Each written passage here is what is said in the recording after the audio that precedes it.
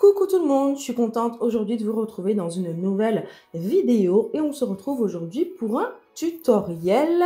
Je vais vous montrer comment je suis passée de ça, c'est-à-dire des ongles nus, à ce résultat, c'est-à-dire un mix entre une French reverse et des paillettes incrustées. Donc si vous êtes curieux ou curieuse de savoir comment j'ai réalisé cette pose, restez là. Je vais d'abord vous faire un petit topo des produits de préparation que j'ai utilisés. Donc, comme vous le voyez, j'ai utilisé un embout de ponceuse à bout rond, un embout emery pour matifier ma plaque. Les embouts emery que j'utilise viennent du site Onyx Pro. Ensuite, j'utilise un ciseau à cuticule qui vient également du site Onyx Pro pour couper mes cuticules. Mais comme vous verrez, j'en ai pas beaucoup parce que je le fais quand même régulièrement. Ensuite, ce sera une pose que je vais effectuer au chablon. Donc, j'utilise des chablons Indigo. Là, dans la présentation, je vous présente les transparents. Mais en fait, les violets de chez Indigo étaient plus adaptés pour ce que j'avais à faire. Et ensuite, j'utilise un déshydratant un petit peu quelconque qui vient de chez Péguissage. Et en tant que primer et base, j'utilise le primer et la base de chez Beauty Luxe. Je vous mets tous les liens en barre d'infos et vous verrez par la suite les produits plus techniques que j'ai utilisés, donc gel et polygel. Un autre petit outil que je ne vous ai pas présenté lors de la présentation, c'est ce tout petit, tout fin embout de chez Onyx Pro qui s'appelle le Honey Clean et c'est l'embout parfait pour soulever les cuticules pour ainsi vous faciliter après tout ce qui est découpage, etc. Donc je viens passer ce petit embout pour soulever mes cuticules.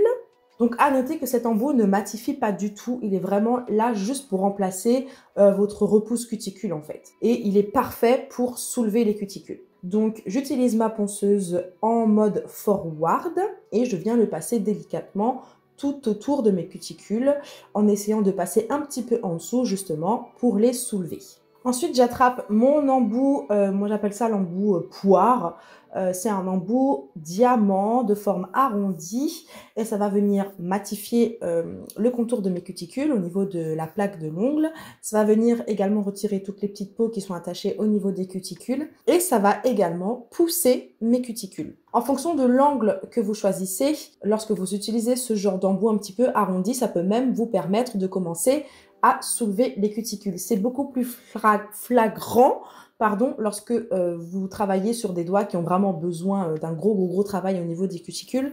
Sur moi, vous ne le verrez pas forcément puisque je fais régulièrement mes cuticules et que du coup, j'en ai pas beaucoup. En fait, j'en ai pas beaucoup à couper. Vous verrez qu'après, la plus grosse partie va se faire au ciseau, mais que je n'en enlève pas tant que ça non plus. Si besoin, je n'hésite pas à mettre ma ponceuse en mode reverse pour m'occuper de la partie droite du sinus de la cuticule. Généralement, en fonction de l'orientation, je n'ai pas forcément besoin de le faire et je fais tout en forward, mais si je vois que c'est nécessaire, j'hésite pas à le faire. Là, c'est exactement ce que j'ai fait sur le petit doigt. Ensuite, j'attrape mon embout boule et je vais vérifier en fait si je peux pas un petit peu plus encore soulever mes cuticules avant de venir avec mon ciseau. Mais c'est ça que je trouve vraiment très pratique avec l'utilisation du ciseau lorsque vous vous occupez des cuticules, c'est que même si les cuticules ne sont pas parfaitement soulevées, même si vous n'avez pas beaucoup de cuticules à soulever, vous arrivez quand même à passer un petit coup de ciseau qui rend le rendu final beaucoup plus propre.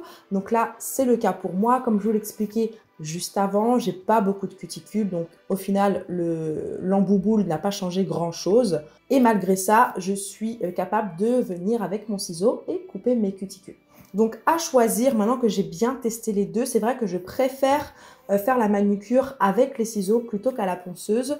Même si ça m'effrayait au départ d'utiliser d'ailleurs le ciseau plus que les embouts de ponceuse, je trouve qu'au final c'est beaucoup plus doux, beaucoup plus efficace. Vous n'avez pas besoin d'avoir 15 000 embouts différents en fonction des cuticules sur lesquelles vous travaillez. Je trouve que le ciseau au final est beaucoup plus simple et me permet de gagner du temps pour un résultat qui est d'autant plus clean. Plutôt que de venir exfolier les peaux avec l'embout de ponceuse, ça nécessite également de bien maîtriser la manucure à la ponceuse, puisque si vous ne soulevez pas correctement les peaux, vous allez soit saigner, soit chauffer, soit rien faire du tout. Donc voilà pourquoi je préfère l'utilisation du ciseau. Donc là, comme vous le voyez, j'attrape mon petit ciseau, je vous mets la référence dans la barre d'infos, et je viens tout doucement avec la pointe du ciseau, par petits coups, découper petit à petit tout le contour de ma cuticule. Ensuite, j'attrape mon embout Emery. Franchement, je suis fan de ces embouts Emery de chez Onyx Pro. C'est un grain 150. Mais vu que l'Emery est de très bonne qualité, il est plus doux que certains grains 180 que j'ai déjà achetés. Et j'aime utiliser l'embout Emery pour venir matifier très rapidement toute la surface de mon ongle naturel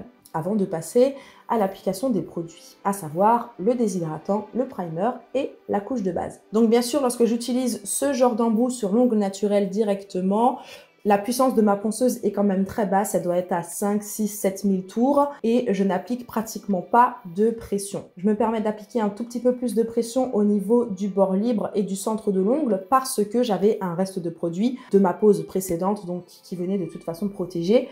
Mais sachez que là, il y a vraiment zéro pression. C'est l'embout qui fait tout le travail pour vous et que la ponceuse est à une vitesse vraiment basse. Je vous conseille de la mettre trop basse au début et de l'augmenter vraiment progressivement. Si vous voyez que vous pouvez vous permettre de l'augmenter, mais surtout ne faites pas l'erreur de mettre votre ponceuse tout de suite à une puissance trop élevée parce que là, les dégâts sont assurés. Ensuite, très important, on vient bien dépoussiérer. Ensuite, j'attrape une lime. Avant de passer à l'application des produits, j'attrape une lime à grain 100-180. Je me procure ces limes-là sur Amazon. Donc pareil, je vous mettrai le lien en barre d'infos. Et je viens retirer vraiment toute la longueur de mon bord libre. Et je viens rendre les coins très droits pour faciliter l'application de mon chablon par la suite. Donc, je fais les coins de mon bord libre en angle et je viens supprimer la longueur. Ainsi, vous verrez que le chablon va venir se caler directement en fait au niveau de mon ongle naturel et il n'y aura strictement rien pour gêner mon application de chablon. Ensuite, j'attrape, comme je vous ai dit précédemment, mon petit déshydratant de chez Peggy Sage et j'attrape le primer de chez Beautylux qui fait partie du kit Base and Top. En tout cas, moi, je me le suis procuré en achetant le kit Base and Top. Donc, c'est un primer sans résidus. Donc, je peux me permettre de le poser un petit peu comme un vernis en très fine couche sur l'ensemble de l'ongle naturel. Mais il faut savoir que je viens toujours éponger l'excédent de produit qu'il y a sur le pinceau avant de passer à ma première application. Ensuite, j'attrape la Rubber Base et je vais m'en servir comme couche d'adhésion.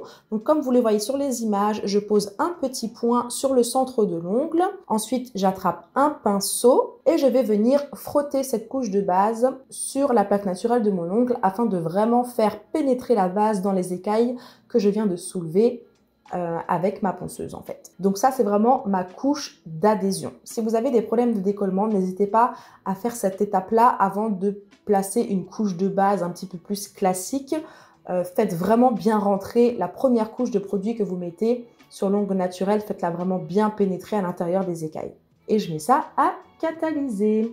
Ensuite, j'attrape les chablons. Donc, comme je l'ai dit, j'ai plutôt pris les chablons violets de chez Indigo. Ils sont un petit peu plus souples que les transparents qui sont, je trouve, très rigides. Et en plus, vu que je vais utiliser un gel clear, c'est quand même plus pratique d'utiliser un chablon de couleur plutôt qu'un chablon transparent. Donc là, je viens un petit peu placer mon chablon. J'aime bien toujours accrocher les premières petites ailettes qu'il y a au bout du chablon avant de le placer sur mon doigt. Je trouve ça plus pratique. Et ensuite, avec mon bâtonnet de buis pour vérifier un petit peu comment je dois centrer mon chablon, sachant que je sais que j'ai pas les ongles et les doigts droits. Donc en fait, je fais toujours cette technique. J'utilise un petit embout en bois pour vérifier comment je dois placer mon chablon et comment je dois l'orienter pour qu'il soit aligné à mon doigt et non pas à mon ongle, en fait, qui est lui de toute façon déjà tordu. Donc comme vous le voyez, je voulais vraiment que mon ongle se mette droit, il faudrait que je penche beaucoup mon chablon vers la droite ou vers la gauche en fonction de comment vous regardez. Donc si vous le faites trop, ça fait un petit peu exagéré et ça risque quand même de créer une espèce de déformation. Faites-le si vous avez besoin comme moi, mais ne le faites pas trop pour pas que ça paraisse quand même un petit peu bizarre. Donc, je viens appliquer mon chablon. Ensuite, avec mon ciseau, je viens couper au niveau du bord libre pour pouvoir pincher mon chablon comme il se doit. Ensuite, je viens pincer le bout du chablon pour pouvoir préfaire un petit peu ma forme amande. Et c'est parti, j'attrape mon gel clear et je vais venir faire mon extension. Donc lorsque je réalise l'extension, je m'assure d'abord que mes deux extrémités au niveau de mes points de liaison entre mon extension et mon ongle naturel soient bien couvertes. Donc là, c'est ce que vous voyez que je fais en premier. Je couvre d'abord mes extrémités et ensuite je viens lisser le produit jusqu'à la longueur que je veux. Au niveau des parallèles, je n'hésite pas à descendre un petit peu plus que nécessaire afin d'avoir de la place après pour le limage et d'être sûr que j'ai assez de produits au niveau des parallèles. Donc là, le plus important pour moi, c'est qu'au niveau de mes points de liaison entre l'extension et mon ongle naturel, que j'ai assez de produits. Là, le gel clear que j'utilise, c'est un gel 5 en 1 de chez Isa Distribution. Je ne sais pas s'il est encore disponible. Si c'est le cas, je vous mets dans la barre d'infos. Sinon, je vous mets une alternative. Le Crystal Clear de chez Isa Distribution est parfait, parfait, parfait. Mais là, j'avais envie d'utiliser celui-là. C'est un gel 5 en 1. Vous pouvez faire base, top coat, accrocher vos strass. Enfin, vous pouvez un petit peu tout faire avec tant que vous n'allez pas trop loin au niveau de la longueur, que vous abusez pas. Ce gel, je le trouve vraiment super. Il est facile à travailler. Il est très transparent, etc. Par contre, il a un gros inconvénient, c'est qu'il chauffe énormément. Vraiment, c'est presque pas supportable. Donc, n'hésitez pas à vous référer à la vidéo que j'avais fait il y a longtemps sur comment gérer la sensation de chauffe si jamais vous avez des produits qui chauffent, parce que du coup, c'est la technique que j'ai utilisée et elle est toujours d'actualité. Franchement, pour ce genre de produit, ça sauve la vie de pouvoir l'utiliser sans avoir envie d'hurler parce que le gel chauffe beaucoup trop. Donc là, je vais faire exactement la même chose avec mon majeur. Je vais mettre mon chablon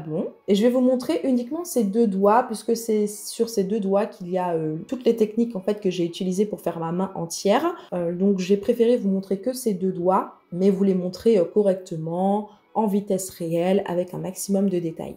Donc comme avant, je préplace mon chablon, je coupe un petit peu au niveau des points de liaison pour pouvoir le pincher. Je vérifie avec un bâtonnet de bois comment je dois l'incliner pour que l'extension soit alignée à mon doigt. C'est très trompeur. Franchement, si je ne prends pas cette technique avec le bâtonnet de buis, mes extensions ne sont jamais droites. Donc voilà, et ensuite je viens pincher et donner la forme à mon chablon. Donc là, il était quand même un tout petit peu trop penché, je pense que vous l'avez remarqué. Donc je l'ai remis légèrement droit et je vérifie toujours avec mon bâtonnet de buis. Une fois que c'est bon, je fais exactement la même chose, c'est-à-dire que je viens créer mon extension avec mon gel clear. Une fois que les extensions sont faites, j'attrape le gel Creamy Baby Pink de chez Isa Distribution. Encore une fois, je vous mets le lien en barre d'infos. J'adore cette collection Creamy parce que comme vous le voyez, c'est un gel qui est assez fluide, sans être trop fluide pour couler. Et en même temps, il a quand même une fonction auto-égalisante. Donc pour moi, c'est un parfait mix en fait. Et j'utilise ce produit pour faire la reverse de ma French reverse. Donc comme vous le voyez, je commence toujours par, on va dire, la partie reverse, la partie la plus haute de la reverse. Je viens placer ma boule à ce niveau-là et ensuite je viens descendre le produit un petit peu au niveau de mes cuticules. Là, ce à quoi il faut faire attention, c'est pour ça que je viens prendre un pinceau fin d'ailleurs, c'est que vous allez directement créer les ailettes en fait de votre French à ce moment-là. Donc veillez à mettre suffisamment de produit au niveau des sinus et de vos ailettes de French, du sourire en fait de votre French pour pouvoir y incruster ce que vous avez à y incruster. Et voilà. Comme je l'ai dit, ce produit il a quand même une petite fonction auto-égalisante, donc j'ai retourné mon doigt pour garder le contrôle sur le produit. Et je viens parfaire un petit peu la French avec un bâtonnet de buis. Ensuite, je mets à catalyser. Ensuite, je vais passer au majeur, donc à l'incrustation de paillettes. Et en fait, comme couche de base pour appliquer mes paillettes, je prends un vernis semi-permanent de chez Madame Glam. Je vous mettrai encore une fois la ref en barre d'infos. J'adore cette collection. C'est une collection glitter qu'ils avaient fait. Franchement, j'adore. Et je m'en sers comme couche de base. Donc, j'applique une fine couche que je ne vais pas catalyser et sur laquelle je vais venir saupoudrer mes paillettes. Donc là, c'est des paillettes toutes rouges, très simples, mais qui font très Noël. Et une fois que j'ai mis mes paillettes partout, je mets à catalyser. Ensuite, je vais attraper deux types de paillettes différentes. Je vais prendre des paillettes, vous savez, un petit peu plus grosses là, mais toujours rouges. Et je vais prendre une espèce de poudre, je ne sais pas exactement comment vous définir ce produit-là de chez Isa Distribution, qui est juste magnifique en incrustation. Franchement, ce produit, il pop de ouf, il rajoute un petit truc lorsque vous l'utilisez en incrustation. Et vous allez voir que je vais venir l'utiliser avec un pinceau fin que je vais un petit peu imbiber de gel. Et je vais faire comme ça quelques lignes très rapidement également autour des paillettes, juste histoire de rajouter un petit peu de relief dans mon incrustation. Donc là, je viens placer les grosses paillettes rouges, donc avec un pinceau fin. Comme vous avez vu, j'ai mis une couche de gel clear juste avant, afin que mes paillettes puissent tenir, tout simplement. Et là, je viens appliquer cette petite poudre de chez Isa Distribution. Là, j'en mets pas beaucoup, c'est vraiment juste pour ajouter un petit quelque chose, quoi. Et je mets à catalyser. Ensuite, je vais pouvoir incruster mes paillettes. Donc, je commence par ça. Donc, j'applique une fine couche de gel clear, toujours le même sur l'entièreté de l'ongle. Et ensuite, je viens réaliser mon bombé. Donc, je prends ma grosse boule que je viens faire un petit peu danser tout autour de mes cuticules. Et ensuite, je la fais descendre sur le centre de l'ongle. Et ensuite, pour descendre mon produit au niveau de mes murs, de mes parallèles, je prends un pinceau fin et je viens diriger le produit comme ça sur les côtés. Je viens tout de suite arranger un petit peu mon bombé pour éviter les petites bosses qu'il peut y avoir et du coup me faciliter le limage par la suite. Là, je me suis rendu compte que j'avais pas assez de produit au niveau du dernier tiers de l'ongle. Donc, je viens en rajouter un petit peu, toujours juste au centre. Et je viens le lisser avec mon pinceau fin. Une fois que c'est fait, je mets à catalyser. Ensuite, je peux venir dégraisser les deux ongles que j'ai fait. Donc, et ma French Reverse et mon ongle incrusté qui est fini. Et je vais venir limer ma French Reverse. Donc, en plaçant ma lime très très droite, je viens m'occuper du sourire. Donc, du côté du sourire et je viens arrondir l'extrémité du sourire. Ensuite, je vais pouvoir passer directement à la mise en forme de mon ongle incrusté, donc de mon majeur. Donc là, je fais tout le contour de mes cuticules pour affiner un petit peu mes cuticules et je viens m'occuper de mes parallèles. Donc pour m'occuper de mes parallèles, j'essaye de placer ma lime le plus droite que possible. Je viens les monter pour qu'ils soient vraiment alignés avec mon ongle naturel. Je fais ma petite forme amande. Je vérifie la longueur et ensuite je viens m'occuper de mes murs, donc en les affinant. Et vous vous rendrez compte que la manière pour moi de vérifier si j'ai besoin de plus de limage ou pas, c'est surtout que je regarde mon ongle de côté. Lorsque j'ai besoin d'affiner mes murs, je place ma lime bien droite, donc tranche qui regarde le ciel. Et j'applique une pression derrière la lime, donc avec mon pouce ou mon index en fonction de quel côté je suis en train de limer. Et je passe des coups de lime comme ça sur tous les murs pour bien les rendre droits et fins. Ensuite, pour ajouter un petit truc à ma French Reverse, je vais venir faire un liseré noir au niveau du sourire. Donc là, je prends le vernis noir, c'est le meilleur vernis noir que j'ai jamais testé de ma vie. C'est le Cody que j'ai pris sur le site Nail Art Store, géré par l'équipe de Stylet Academy. Donc je vous le mettrai en barre d'infos, ce noir là il est juste extraordinaire, limite en une couche sur ongles courts ça peut suffire. Donc là je viens faire un liseré noir que je mets à catalyser. Et ensuite j'ai oublié, j'ai pas vu mais en fait ma caméra ne filmait pas lorsque j'ai appliqué l'acrygel sur l'index. Donc je vais juste vous montrer comment j'ai appliqué l'acrygel, mais je vais le faire du coup sur l'annulaire, mais c'est exactement le même principe que sur l'index. L'acrygel que j'utilise c'est l'acrygel de chez Isa Distribution en teinte Maria. Je sais pas s'il est disponible, je vous mettrai le lien de tous les acrygels de Isa Distribution de toute façon dans la barre d'infos, mais c'est un rouge pailleté. Donc je viens appliquer mon acrygel avec mon bâtonnet de buis, je le place sur mon extension et je vais venir travailler mon acrygel avec mon bâtonnet de buis pour en mettre vraiment partout. J'hésite pas à dépasser également sur mon liseré, sur la partie reverse de la French, je m'assure bien qu'il y en ait bien dans les coins et je fais en sorte qu'il y en ait plutôt trop que pas assez. Une fois que j'ai appliqué l'acrygel, je mets ça à catalyser, 60 secondes. Pour tout ce qui est produit teinté, je préfère mettre 60 secondes. Et ensuite, je passe à la mise en forme de ma French Reverse. Donc, je commence par monter mes parallèles pour qu'ils soient alignés à mon ongle naturel. Faites attention à cette étape, prenez votre temps pour ne pas trop limer. C'est vite arrivé que vous limiez trop à cette étape et que soit vous ayez un ongle qui pique vers le haut, soit que vous limiez vos points de liaison et que du coup, vous rendiez l'extension trop faible. Ensuite, je viens faire ma forme amande.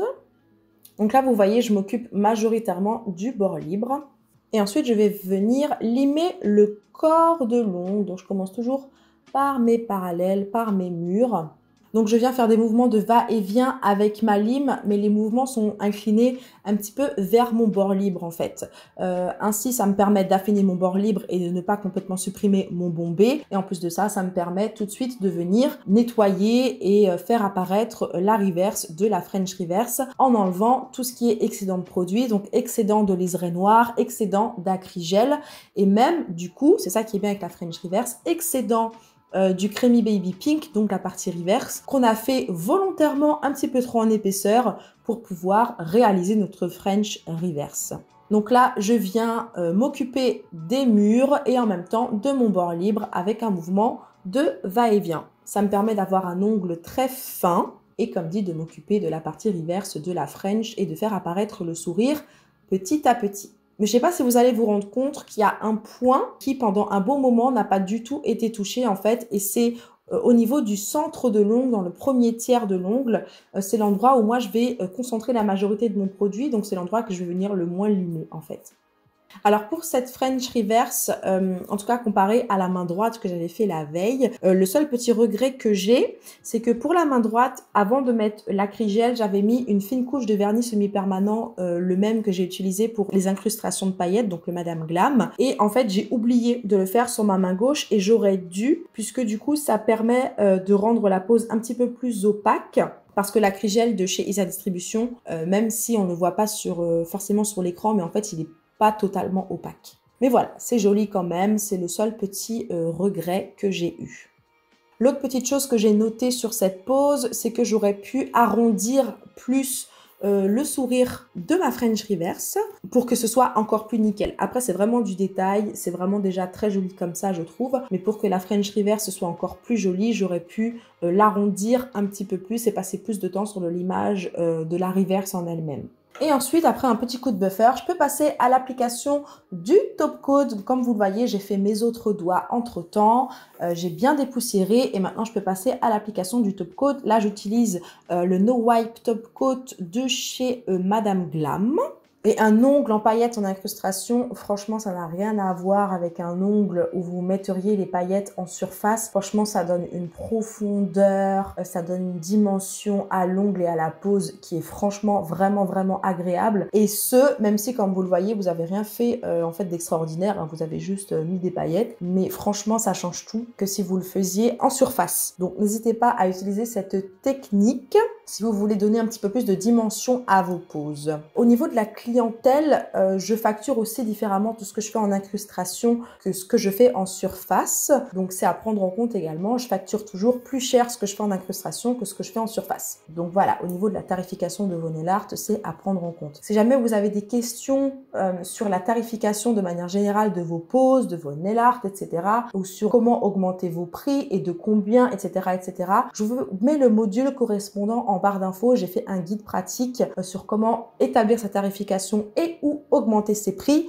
Franchement, c'est le best-seller de tous les guides pratiques que j'ai fait jusqu'à maintenant. Les personnes qui l'ont acheté, n'hésitez pas à mettre vos retours dans les commentaires pour donner un petit peu vos avis aux personnes qui seraient intéressées. Mais franchement, je peux que vous le recommander. C'est un indispensable. Il faut absolument, même si vous n'avez même pas encore commencé en fait votre activité, que vous sachiez tarifer vos prestations afin que vous commenciez déjà avec une entreprise qui est rentable. Sinon, on en reparle dans quelques années, mais il y a de grandes chances que vous ne soyez plus sur le marché. Je vous invite à vous procurer ce guide pratique. Je vous mettrai le lien dans la barre d'infos. Donc là, j'applique le top coat sur les 5 doigts et je mets à catalyser 1 minute dans ma lampe UV LED. Et voici le résultat. Franchement, j'ai adoré faire cette pose. J'adore le rendu de la pose. Dites-moi ce que vous en pensez dans les commentaires. Ça faisait longtemps que je vous avais pas fait un petit tuto comme ça. Donc j'espère que ça vous a plu. Mettez-moi un pouce si vous avez aimé la vidéo. Mettez-moi un pouce si vous aimez la pose. Mettez-moi un pouce si vous voulez plus de tutoriels comme ça. N'hésitez pas également à me le dire dans les commentaires. Je vous remercie d'avoir regardé cette vidéo. Abonnez-vous si ce n'est pas encore fait. Et d'ici la prochaine vidéo, portez-vous bien.